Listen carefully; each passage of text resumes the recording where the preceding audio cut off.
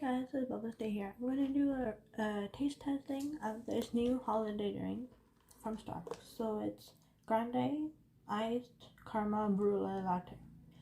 And there's, I think there's syrup, caramel syrup, or it's probably syrup. So, I'll show you the top. So this is what it looks like. So let's get to the taste testing. So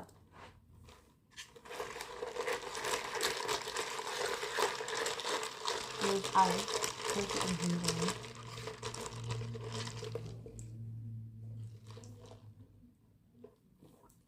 Okay, you can taste the caramel. I love caramel. What is brulee? It's pretty good. I'm gonna drink this slow. And I ate like a pudding thing type before this, which I got from my college cafeteria. Yeah. I'm gonna drink this slow because it's cold and outside is cold, probably. Give this a 10 out of 10.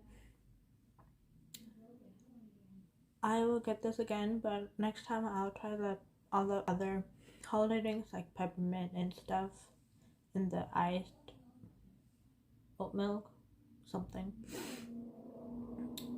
cookie almond milk. Comment down below